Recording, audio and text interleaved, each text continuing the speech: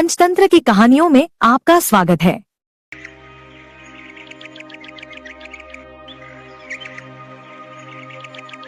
रामकिशन के घर। आज फिर से खाली हाथ आ गए आप। अरे, घर में सारा राशन खत्म हो रहा है। बच्चों के स्कूल की फीस भरनी है, घर का किराया भी देना है, कितने सारे खर्चे करने बाकी हैं। लेकिन आप हैं कि दूसरा कोई काम करना ही नहीं है आपको। पता नहीं और आपको कितने साल ऐसे लकड़ियां काट काट कर गुजारा करना पड़ेगा। अरे, अब नहीं मिलती ज्यादा लकड़ियां तो क्या करूं? और मैं कोई दूसरा काम नहीं कर सकता, ये तो तुम्हें पता है। लकड़ियां काटना हमारा खानदानी काम है, मैं इसे नहीं छोड़ सकता। तो क्या हम हमेशा ऐसे ही रहेंगे? मैं तंग आ गई हूँ इस गरीबी से। तुम चिंता मत करो, मैंने सुना है कि गांव के बाहर जंगल में कई पेड़ हैं। मैं कल से वहां जाकर लकड़ियां तोड़कर फिर उन्हें बेचकर घर आऊंगा।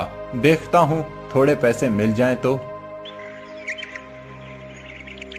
अगली सुबह रामकिशन लकड़ियां तोड़ने अपनी कुल्हाड़ी लेकर जाने लगा।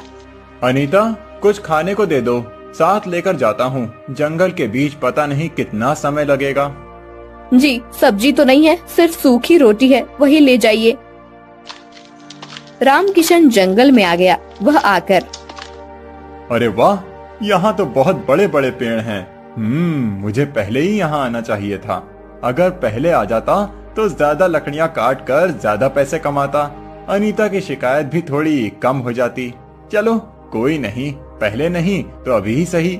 चलो काम पर लग जाओ रामकिशन।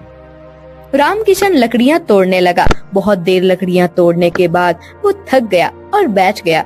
उसने अपनी साथ लाई हुई रोटी खाई और पानी पी लिया। फिर तोड़ी हुई लकड़ियों की 2 गड्डियां बनाई और उन्हें सर पर उठाकर ले जाने लगा। गांव में आकर, लकड़ियां ले लो, सूखी हुई लकड़ियां ले लो। अरे भाई, लकड़ियां ले लो। कोई भी रामकिशन की लकड़ियां नहीं खरीद रहा था। रामकिशन आगे जाने लगा। वो बहुत थक गया था। उसे लग रहा था कि अब इतनी सारी लकड़ियां उसे घर ले जाने पड़ेंगी। तभी, अरे ओ लकड़ी वाले, जरा रुको तो। जी मालिक, आपको लकड़ी चाहिए क्या? हाँ चाहिए तो, लेकिन दाम कितना है एक गड्डी का? जी 50 रुपए। क्या, एक गड्डी का 50 रुपए? ये तो बहुत महंगा है। मालिक, अगर दोनों गड्डियां एक साथ ले लो तो मैं 80 रुपए में दे दूंगा। इतनी महंगी लकड़ी? ये लकड़ी तुम अपने घर में तो नहीं बनाते, ऐसे ही कहीं से तोड़ कर लाते हो। फिर इतने ज्यादा दाम क्यों रखते हो? 60 रुपए में देते हो तो ले लेता हूँ दोनों गड्डियाँ। मालिक, लकड़ी तो ऐसे ही लाते हैं, लेकिन उसे तोड़ने के लिए मेहनत भी तो लगती है। कितनी दूर जंगल में जाना पड़ता है, सूखा पेड़ ढूंढना पड़ता है, फिर लकड़ी के छोटे छोटे टुकड़े करके उसकी गड्डियाँ बनानी पड़ती हैं। अब इतनी मेहनत का कुछ तो फल मिलना चाहिए ना। चलो, ये बात भी ठीक है। ना तुम्हारा ना मेरा। तुम ये दोनों गड्डियां मुझे 70 रुपए में दे दो। देखो, वहीं थोड़ी दूर पर मेरा एक ढाबा है। मुझे चूल्हा जलाने के लिए रोज बहुत सारी लकड़ियों की जरूरत पड़ती है। अगर तुम मुझे कम दाम में लकड़ी दे दोगे तो मैं तुमसे ही खरीदूंगा। और चलो, ढाबे पे जो बचा हुआ खाना होगा उसमें से भी थोड़ा तुम्हें दे दूंगा। अब तो ठीक है? ठीक है मालिक, आप 70 रुपए में ले लीजिए ये सब लकड़ियाँ। मैं कल भी आपके ढाबे पर पहुँचा दूंगा। सूखी राम को लकड़ी बेचकर उसके ढाबे से थोड़ा खाना लेकर रामकिशन घर आ गया। ये क्या लेकर आए हैं? खुशबू तो बड़ी अच्छी आ रही है। लगता है आज बहुत ज्यादा पैसे मिले हैं। ज्यादा तो नहीं, लेकिन एक ग्राहक मिला है जिसे रोज लकड़ियों की जरूरत पड़ती है। ये लो, उसी ने ये खाना दिया है और ये 70 रुपए 2 गड्डियों के। क्या, 2 गड्डियों से सिर्फ 70 रुपए? आप तो एक गड्डी 50 रुपए में बेचते हो। 30 रुपए का घाटा। अरे वो छोड़ो, ये देखो कि रोज के लिए एक ग्राहक मिल गया। हाँ, पैसे थोड़े कम हैं, लेकिन ठीक है, उसके बदले में खाना भी तो दे रहा है ना। ऐसे ही दिन बीत रहे थे। एक दिन जब रामकिशन लकड़ी तोड़ रहा था, तब उसके हाथ से उसकी कुल्हाड़ी छूट गई और चींटियों के बाम्बी पर गिर गई। उस बाम्बी से कड़कड़ ऐसी आवाज आई। अरे ये क्या? लगता है चींटियों की बनाई हुई ये बाम्बी टूट गई। अब चींटियां बाहर आएंगी और मुझे काटने लगेंगी। चलो अभी जाता हूँ यहाँ से। रामकिशन जा ही रहा था कि उसे पीछे से आवाज आई, रुको मूर्ख। रामकिशन ने मुड़कर देखा तो उसके सामने पूरे शरीर पर मिट्टी लगे हुए एक ऋषि खड़े थे। मूर्ख, तूने मेरी बरसों की आराधना को तोड़ दिया है। मुझे माफ कर देना ऋषिवर, मेरे हाथ से ये गलती से कुल्हाड़ी छूट गई और इस छत्ते पर जाकर गिरी। मुझे लगा कि अब ये चींटियां बाहर आकर मुझे काट लेंगी, इसीलिए मैं भाग रहा था। तुझे क्षमा नहीं, दंड मिलेगा। मैं तुझे श्राप देता हूँ कि तू अभी के अभी एक कौवा बन जाए। नहीं नहीं ऋषिवर, मुझे ऐसा श्राप मत दीजिए। मेरे घर पर मेरी बीवी बच्चे हैं, अगर मैं कौवा बन गया तो उनका क्या होगा? क्रोध में आकर मेरे मुख से तुम्हारे लिए ये श्राप निकल गया। अब मैं उसे वापस नहीं ले सकता, लेकिन तुम्हें उसका निवारण बता सकता हूँ। जब भी किसी पुण्य आत्मा के हाथ से तुम खाना खाओगे, तब तुम अपने असली रूप में आ जाओगे। लेकिन ऋषिवर, आप भी तो पुण्य आत्मा हैं। मैं एक ऋषि हूँ। तुम्हें एक ऐसा पुण्य आत्मा ढूंढना है जो बिना किसी स्वार्थ के छोटे से छोटे जीव के प्रति जीव दया रखे। ऋषि के श्राप की वजह से रामकिशन कौवा बन गया। कौवा बनते ही रामकिशन हवा में उड़ने लगा। हे भगवान, ये सब क्या हो गया? अब मुझे कहाँ मिलेगी ऐसी पुण्य आत्मा? रामकिशन उड़ते हुए एक नदी के किनारे पहुंचा। वहां उसने देखा कि कुछ लोग काव काव ऐसे बोलकर कौवे को बुला रहे थे। उनके सामने खाने की चीजें रखी थी। अरे वाह, लगता है ये लोग कौवे को बुलाकर खाना खिला रहे हैं। चलो जाकर देखता हूँ, शायद इनमें से ही कोई वो पुण्य आत्मा हो। रामकिशन वहां आकर थाली में रखा हुआ खाना खाने लगा। अरे ये क्या, इन लोगों ने तो खुद मुझे बुलाया था। वैसे तो लोग कौवे को देखकर उड़ा देते हैं। मैंने तो यहाँ खाना खा लिया, लेकिन फिर भी मैं कौवा ही बना हूँ। चलो कहीं और जाकर देखना पड़ेगा। रामकिशन वहां से उड़कर आगे जाने लगा। आगे जाकर रामकिशन सूखी राम के ढाबे के पास चला गया। अरे मैं कितना बुद्धू हूँ। सूखी राम तो रोज मेरे और मेरे परिवार के लिए खाना देता है, तो उससे बड़ी पुण्य आत्मा तो कोई और हो ही नहीं सकता। देखता हूँ कि कब सूखी राम बाहर आकर खाना डालता है। उसके हाथों का खाना खाकर तो मैं तुरंत ही फिर से इंसान बन जाऊंगा। रामकिशन वहीं एक पेड़ के टहनी पर बैठकर इंतजार करने लगा।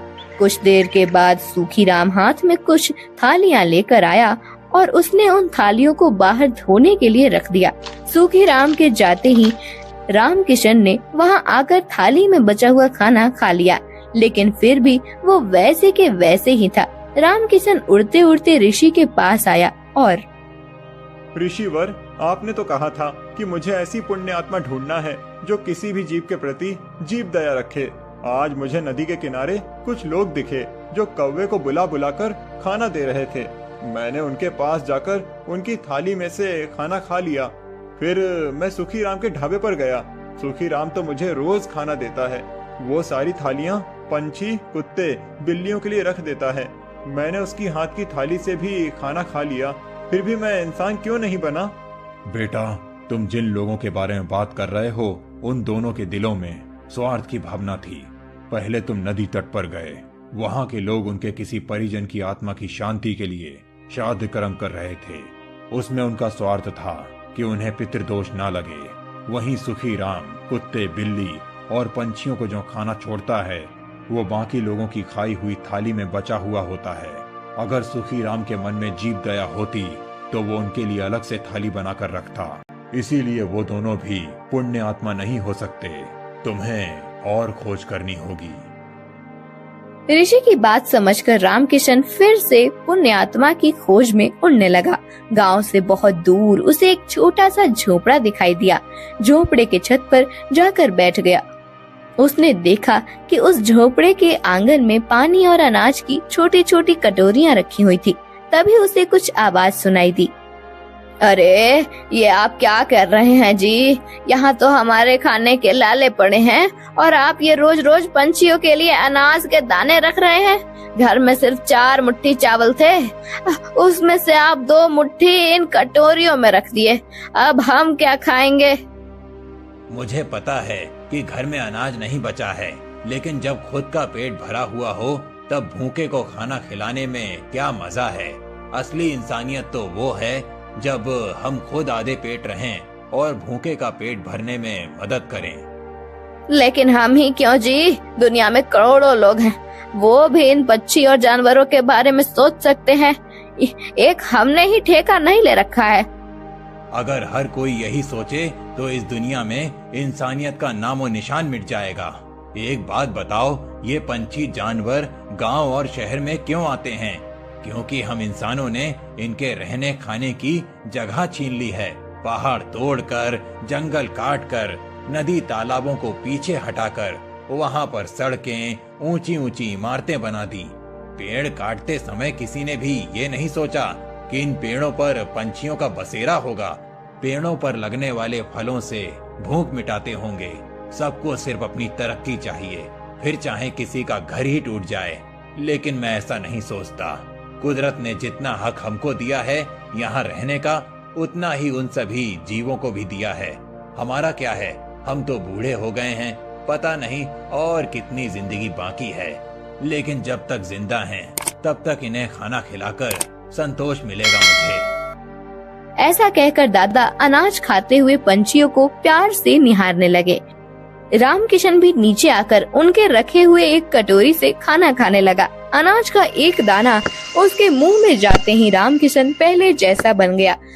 उसे ऐसे अचानक देखकर, अरे ये क्या, कौन हो तुम और ऐसे अचानक कैसे प्रकट हो गए?